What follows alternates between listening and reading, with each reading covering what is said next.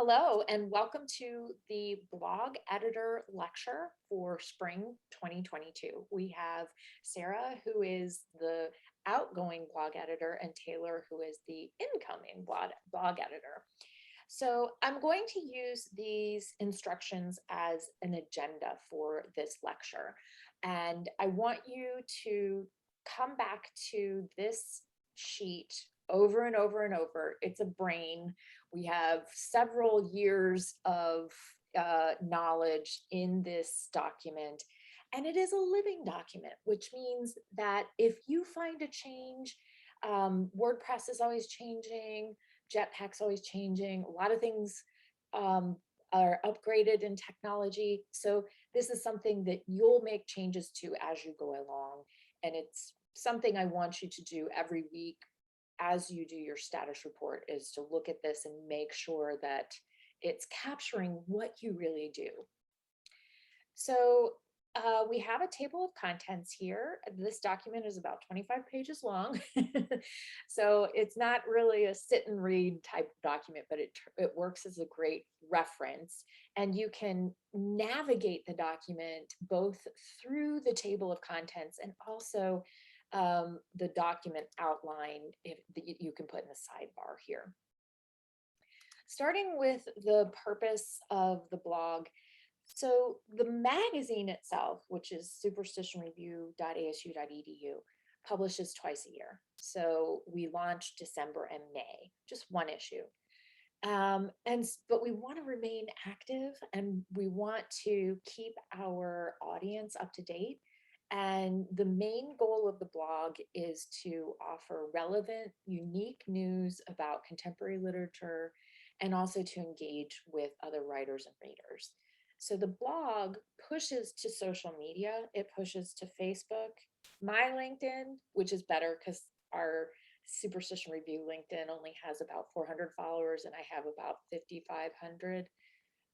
It pushes Twitter, Facebook, and Tumblr, which, okay, a little bit of a dead network, but it's there. So we have the tasks here, and I've written these so that you can copy and paste them onto your LinkedIn account and your resume. So I've tried to create really strong active verbs here. So first, you're going to view some tutorials about WordPress. You can just Google these over a break and take a look at what WordPress is about, and view some YouTube videos and things like that. When you're in the thick of it, you're going to be curating content from the blog email folder in the SRG mail. You'll nurture contributors. You're going to maintain frequent correspondence with authors, read and edit post content, build posts in WordPress, manage comments, update the master stats spreadsheet. You're going to update weekly tasks in a workflow spreadsheet, compose status reports, update this instructions sheet, and then you'll also do this, tape the lecture for the incoming intern. And the video that we're taping right now will go right here. It'll be up on YouTube. So the way we will work next semester is I'm going to do 7 meetings, starting with the very first week of class. And then once a week thereafter, 30-minute meetings. I think that'll get you up and running and then free you at the end of the semester to just do your work and then handle any questions with drop-in hours. But when we have those meetings, I do ask you to have a bookmark folder where you have everything you need together. And that way you can just open all of these pages in different tabs. And when we have our discussions, that helps us navigate them super quickly. So you'll have this open, the Gmail, WordPress, the blog itself, so we can look at the front end. When you're in WordPress, you're looking at the back end, the editorial part. The workflow spreadsheet, and also master stats. The master stats is just what it sounds like. It's a list of everyone we've ever dealt with ever. So Sarah, would you talk a little bit about how you use these bookmarks and how you used these tools? Yeah, so I use these bookmarks in addition to a handful of other bookmarks. I have my own document of a ton of notes with here's my workflow, here's what I'm working on, here's the different status of each post I'm working on, because you're never working on just one post at a time. So that document is really helpful to know. Here's who I have. Here's what I have information to build out. Here's what's pending review. Here's what's scheduled. It's really helpful to have a place to stay organized, like all of that. I also bookmarked the actual SR website with all of the issues on it so that I could easily access the work that people have done. So if I was linking a contributor update to that contributor's work for SR, it was right there and I could read it really quick before I linked it in the blog post. But in general, I know it seems like a lot of bookmarks to have in one place. And you're like, wow, I would never use all of those things, but you actually will use all of these things at once. In particular, the instructions, the Gmail, and WordPress, and the master stats. All of them are super useful and they each serve a different purpose. So yeah, I highly recommend bookmarking them all so that you can just quickly open them or close them whenever you need them. Excellent. Thank you, Sarah. Moving on to WordPress itself. So WordPress is a content management system and it is where we run our blog. There are two types of WordPress. There are WordPress.com and WordPress.org. We run our site on WordPress.org, which means we run WordPress software, but on a hosted site or a hosted server that we pay for. Now, you can do WordPress.com sites, but those are self-hosted on WordPress, and there's less ability to um, um, customize. And it's also a little bit more limited in terms of what you can do.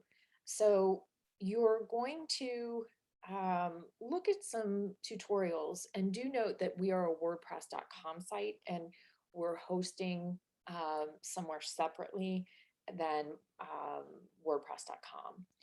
So the post process works this way. There are 6 steps. So you'll get the content itself, and there's a variety of content. You won't have to worry about generating content because plenty of content will be generated for you.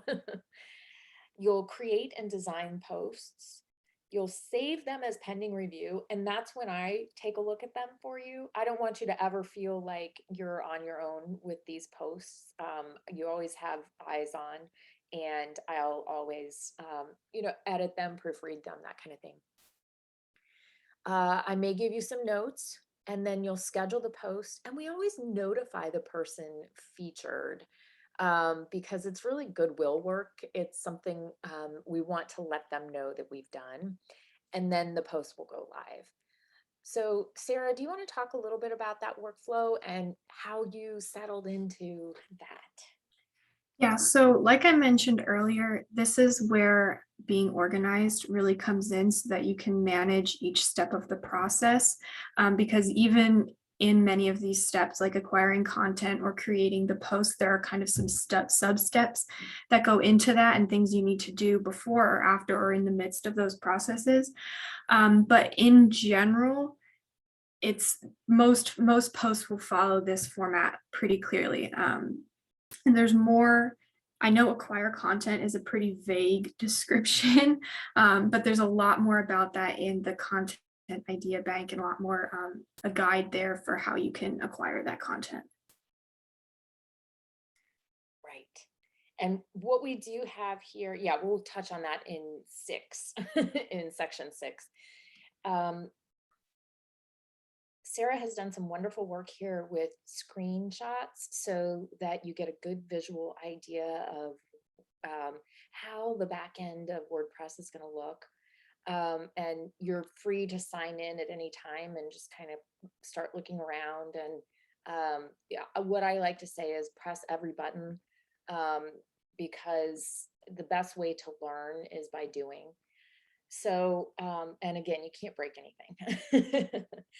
So, um, creating posts, you're going to start with the add new button. Sarah's done some great work here showing screenshots shots of how you do this.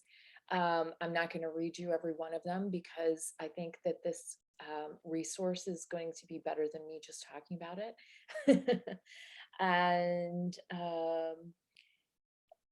we've got a breakdown really of what needs to be included, how to schedule, how to add tags, what to do with URLs, what to do with categories, um, how to customize the message that will appear on the social networks, how to make a public preview, and then finally how to schedule the actual posts. So what I would suggest is reading through this and practicing several times and you're going to get it. And Sarah, I would ask you, what do you think the learning curve was? How long do you think it took to cement this process? It didn't take super long. I think WordPress is fairly intuitive. At least the design aspect of it is pretty straightforward with the different blocks that you can put in, and you can change it from a paragraph to a quote or add an image. That stuff is all pretty straightforward. It was more so the back end of the posts, such as the categories and the tags, and the Jetpack social posts. Those took a little bit of time, but I would say within like 3 or 4 weeks, I had this down pat. And I think also because in the instruction sheet I was working with, these instructions weren't laid out as clearly. So I think for you, Taylor, now that you have this pretty linear way of going through it, that'll help you a lot. Yeah, that's an excellent point. We've made some definite upgrades to this document. And another recommendation I would have is well, let me ask you this, Sarah. Did you find the first post you made? Did you find that intimidating? Oh, for sure. There was definitely, I don't know if I would say a little bit of imposter syndrome, but I didn't know if I entirely felt qualified to be writing about books I know nothing about, or putting content out in the name of Superstition Review, because the blog is representative of the magazine as a whole. So it was certainly intimidating at the beginning. But like Trish was saying earlier, all of this work is goodwill work. So it goes to show that we're supporting the literary community, and people aren't going to get upset with you for not being perfect if you do happen to make a mistake. But I would say overall, the first week or two is intimidating, but everyone's human. So you'll get over that pretty quickly. And I think that if you didn't have a little bit of nerves, then it wouldn't, it's if you don't have a little bit of challenge, the reward isn't as great. Exactly. But again, if you do have any time, we're in week 12 here, so we have 3 more weeks. Taylor, if you had any time to shadow Sarah, that's a good opportunity for sure. Just watch her make a couple posts, because then you really get to see everything even while she's driving.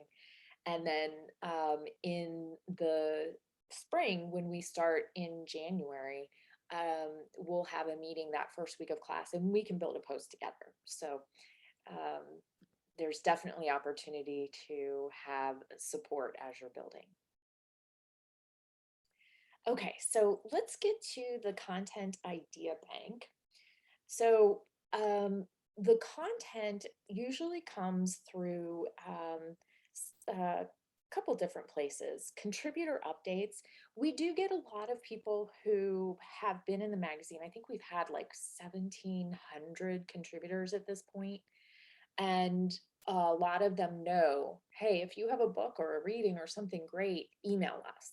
So I will see their email and I'll just plug it into your folder in the email. You'll see a folder that says blog, and that's all you. And Sarah will tell you sometimes she'll find things in there and not know what they are. Do you want to talk a little bit about that folder?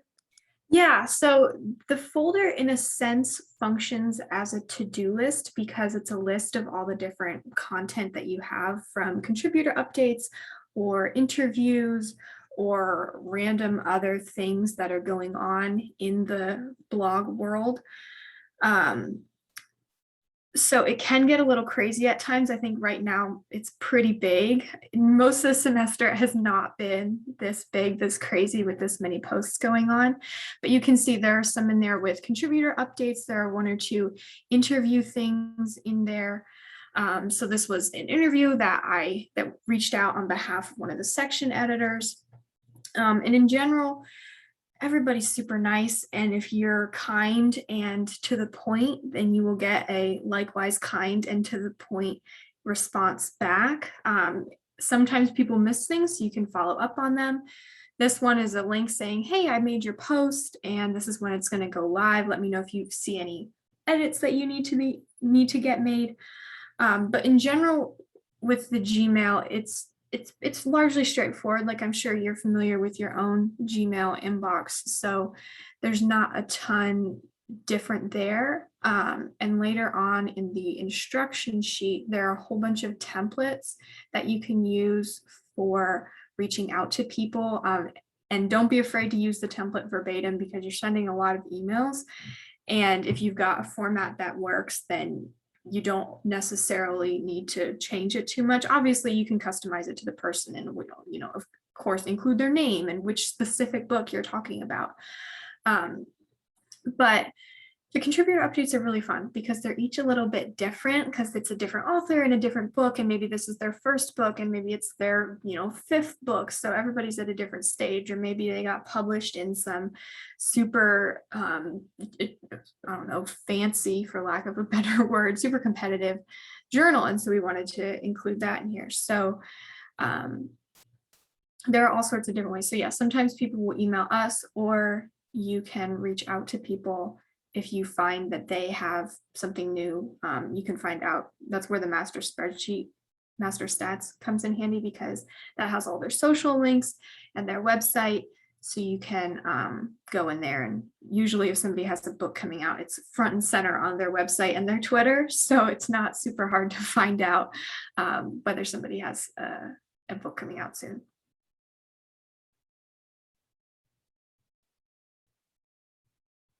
I'm all muted. That's a great point, Sarah. And I actually want to hop into master stats. Could you talk a little bit about how you used that to get blog content? Absolutely. So when I first came in, the previous blogger, who also happened to be named Taylor, she had done a bunch of advanced slash prep work, and she had gone through a lot of these people, and she noted in the notes section whether they had a book coming out anytime soon. So for the first probably half of the semester, I used a lot of those notes to create posts and reach out to people. Then I eventually mostly ran out of things from those notes to make posts out of. So I started doing my own research on through Twitter and through everybody's website. And that's when I've been noting all of these things in the notes section. So some of them are still Taylor's. There's so many column rows in here that it's sometimes impossible to see all of them. But I've started compiling some 2022 books for you to post about, Taylor, so that when you first come in, you have a little bit to work with and get accustomed to the process before you have to jump into the discovery side of things. But in general, there are a lot more people on here with websites than Twitter handles, so it's a bit easier to go through their websites, I found. But it also can't hurt to go to their Twitter if their website seems out of date. And I just will highlight also that we do have on Twitter a list where we have our contributors. It's could use some work, so maybe an extra project for someone. Let me see where it is. Hold on. Your lists, art galleries, artists. I wonder why I'm not seeing it. Should have contributors, huh? Here they are. So we have a list with 381. So these are going to be people that we have published. And so it's kind of fun to look through and see what they're discussing and see what they're interested in. But some of it isn't relevant. Something like random, like this one. Let's see. Sometimes people advertise things that they're doing. Sometimes they're advertising other things. Nicole Seeley, Poets at the End of the World, November 9th. So if you get ahead of it, I mean, that's tonight, but if you get ahead of it enough, you can use that as content. Okay. So those are two different ways to find potential content if you're lacking any content. So if you find something that you want to post, there are instructions here on how to reach out. Other types of ideas for content are intern updates. And these are like contributor updates, but they're about past interns. And sometimes I'll pass these along to you too, because I do connect with all the past interns in LinkedIn, and sometimes they'll post, hey, I just got this job. Another idea for content, literary events. So you can find upcoming events from Piper, Changing Hands, things like that.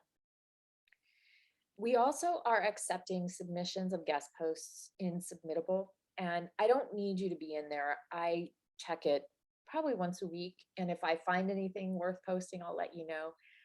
We don't get a lot of great content through through Submittable. We had in the past solicited guest posts, and that was going great until COVID. And then during COVID, I mean, people would just write back and say, are you kidding? You want me to do what? So we found that people weren't very interested in guest posts or authors talks, because we did podcasts as well. So I don't think we're ready to bring that back. Maybe next fall. See if people are ready to have that that extra publishing opportunity. The section editors at the end of the semester are responsible for producing some blog posts as well. So in spring, that'll mean that in April, art, fiction, nonfiction, and poetry will choose content that was submitted but wasn't published in the main issue. And they're either going to do an interview, ask the person to do a podcast or a video, and that generates some content for the blog as well. We do publish some section editorial preferences, and also some SR staff and community insights, such as what we're reading, meet the interns, and the SR internship opportunity. Sarah, what would you like to say about the Idea Bank? I would definitely say this is a working idea bank, so you can add things as you choose. What's also really helpful, and this is in here somewhere, I don't know if it's in the content idea bank, but in WordPress, there are different categories for each type of blog post, and you can use those categories as inspiration, I would say, for content that you're doing. So there's probably, I don't know, 8 or 10 different categories. And so if you're ever like overrun with a certain type of category, then maybe look to one of the other categories for stuff to do. And not all of the categories are currently in use, so you have to coordinate with Trish about that one. But it's under posts, I think. But that's a really good place to be like, oh, what am I missing that I could generate some content in? So yeah, you can see the categories are here with a quick description about each of them. Yeah, and what's nice too is that you can access the posts in a particular category really easily by clicking on this. And that way you get a feel for what is in that category. And I would definitely say, don't be afraid to go through some of the recent posts or old posts in that category to figure out what you might want to say or how you might want to format it or how you think it could be improved. Because as I said, all of this is, it's always working and there's always room for improvement and updates and your own personal touch on it too, because as a writer everybody has their own voice, so you as a blog writer too will have your own voice that will come through in all of this. Yes, excellent point. Okay, and we have two more sections. One is Gmail. We already looked a little bit at it, but I do have some protocol for using the Gmail just because we have so many people in there. And one of the ways that I keep my head on is to use the folders as a to-do list, just as Sarah said. So what that means is if there is an email in the folder, so you can see ad exchanges, she's cleared that out. So that means she doesn't have any pending tasks. Whereas with the blog, we have 20 emails, so we have some pending tasks, some lingering conversations, and and then the same is true of, for instance, you'll see in the issues, these are art acceptances, fiction interviews, etc. So we use these as a way to understand workflow and what needs to be done. So there are instructions here. I call it inbox zero, trying to get to inbox zero and making all of the everything that you've done cleared away. And with what's nice with Gmail is that if you archive something, it lives in the Gmail account, so you never have to worry about, just don't hit delete, hit archive, and we'll always have a record of it. But to get it out of your mailbox means you don't have to worry about it anymore, and the next person doesn't have to worry about it anymore. So, and why don't we just go with like the latest or the oldest one, so October 12th. So we're waiting for a PDF of Sarah Henning's book, which is still being typeset. Okay, so this one in particular is a bit weird. Some part of the reason there are so many emails in this folder is because as the blogger, you want to be working ahead a few weeks. And so you don't want to be working on a post with the aim of publishing it tomorrow, say. So what I found really helpful is to be working about 2 weeks out ahead of yourself, so that you have all the content for the next 2 weeks completed and it's ready to go, so that you have the time to work on and develop the content for the next 2 weeks. So this one is scheduled for tomorrow. They hadn't responded to my other email, so I wasn't able to put a new email in there with a more recent tag. But yeah, here's the calendar. So you can see when stuff is scheduled for. And so that makes your job a lot easier, because you don't have to be stressed about, oh my gosh, do I have a post to publish on Friday? Like blah, blah, blah. So it'll take a week or two, maybe 3 to get into that space, because you'll be starting from zero at the beginning of the semester. But it's really helpful once you get in there, because then you can take a break for a few days, or like you don't have to worry about it in the same sense that you might, because we do want to have a steady stream of content going out. So it gives you a bit more flexibility if you work ahead. Right. So I think that's okay. Yeah, so that's the protocol for the Gmail. I also have a discussion about how I call it nurturing contributors, because we have Super System Review has a reputation of being very kind and supportive, and that's absolutely my most important thing.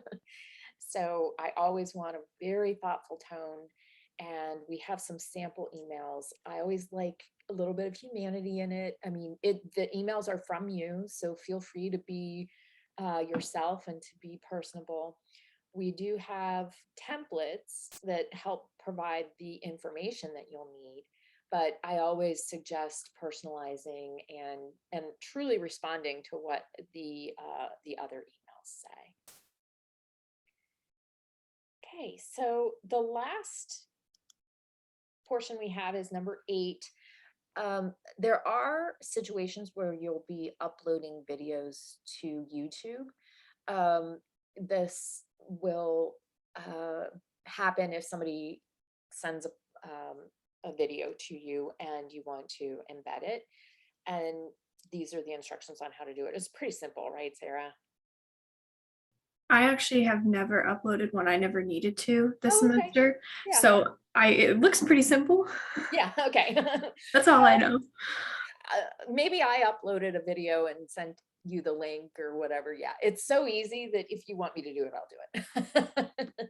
Takes me a few seconds, but that is the end of the instructions. Sarah, any last minute advice? I would definitely say don't be afraid to reach out to Trish with questions or concerns throughout the semester if you're having any issues, or if somebody asks you a question in an email and you don't know how to answer it, just send it to Trish. She's super available, very responsive, and obviously super knowledgeable about everything that goes on with SR and how it should function. So don't be afraid to reach out to Trish with questions, and of course, don't be afraid to reach out to me either. Yeah, and you'll have my phone number too, so you can text me as well. Great. Okay, I'm going to stop the recording now.